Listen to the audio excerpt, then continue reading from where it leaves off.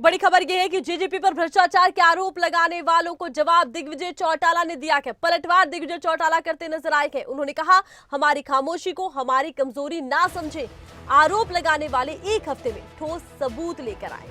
सबूत ना ला पाए तो हम ठोस कदम उठाएंगे। दिग्विजय चौटाला ने आरोप लगाने वालों पर कड़ा पलटवार करते हुए कहा है कि अगर आप आरोप लगा रखे हैं तो सबूत लेकर आए। अगर सबूत नहीं लेकर आते तो अब हम ठोस कदम उठाएंगे। एक हफ्ते का समय दिग्विजय चौटाला ने अपने विरोधियों को दिया है। जननायक जनता पार्टी की तरफ से छात्रों और युवाओं को जोड़ने को लेकर के कार्यक्रम शुरू किए जा रहे हैं। छात्र संघ चुनाव को लेकर के भी जो कवायद है अब शुरू की जाएगी। हमारे साथ दिग्विजय चौटाला है, उनसे बात करेंगे। सर, किस तरीके से ये दोनों कार्यक्रम रहने वाले हैं आपके? दोनों कार्यक्रम एक तो इनसो के माध्यम से जोड़ने का है और सरकार को अवगत कराने का है कि स्टूडेंट्स की भावना क्या है। उसको लेकर यूनिवर्सिटीज़ में जाएंगे, कॉलेजेस में जाएंगे, हर क्लासरूम तक पहुंच के पोस्ट कार्ड भरवा कर और पोस्ट कार्ड सरकार को भेजने का काम करेंगे। छात्र संघ चुनाव के लिए, संघ चुनाव की बहाली के लिए। और एमएलएज को भी आप एमएलएज को भी जो है ना, जिन स्टेट्स में नहीं होते चुनाव, उसके लिए वहाँ से उनसे वो कहेंगे कि इस आवाज़ को उठाएं। छात्र संघ चुनाव ही भविष्य की राजनीति का इकलौता दरवाज़ा है, इसके सिवाय कोई नहीं। अब ये चुनावी वर्ष में छात्र संघ चुनाव की बात आप उठा रहे हैं, इसको कैसे देखें? जितेंद्र भाई, आप जानते हैं हमने पहले वर्ष उठाया जब सरकार ने बात मान ली थी, मगर तब इनडायरेक्ट इलेक्शन करवाए गए और ये कहा गया कि अगले वर्ष प्रत्यक्ष चुनाव होंगे। अगले वर्ष फिर कोरोना आ गया, 2 साल कोरोना रहा, पिछले साल ऑनलाइन क्लासेस रही, चुनाव हो ही नहीं सकते थे। तो जो लोग नहीं जानते, कुछ ऐसे लोग ही इस तरह की बात करते हैं। मैं ये मानता हूँ छात्र संघ चुनाव कराने का ये पहला मौका है सरकार में, और सरकार को कराने चाहिए।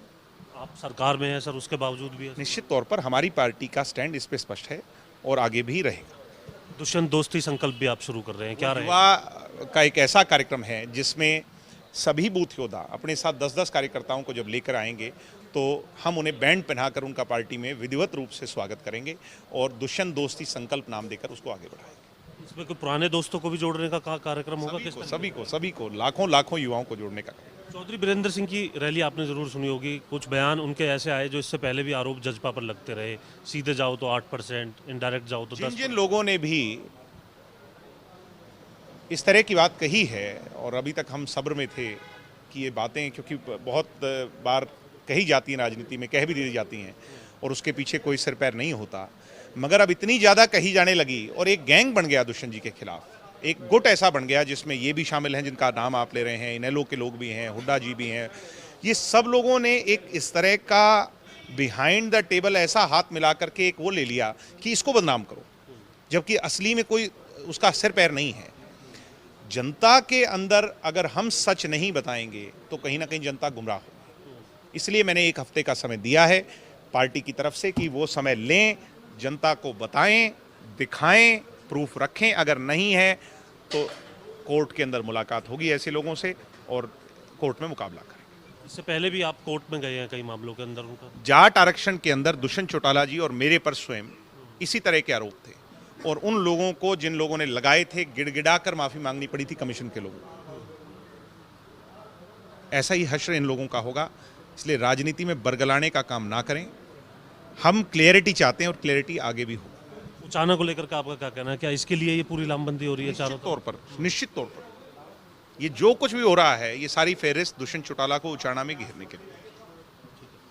तो दिग्विजय चौटाला हमारे साथ, और सीधे तौर पर उनका ये कहना है कि एक और जहां दोनों कार्यक्रम छात्रों को लेकर के और दूसरी तरफ युवाओं को जोड़ने को लेकर के शुरू किए जाएंगे, तो वहीं पार्टी को लेकर के और दुष्यंत चौटाला को लेकर के जो बातें सियासी लोगों की तरफ से कही जा रही हैं, वो अगर एक सप्ताह के अंदर सबूत नहीं दे पाए तो उनके खिलाफ कानूनी कार्रवाई भी की जाएगी।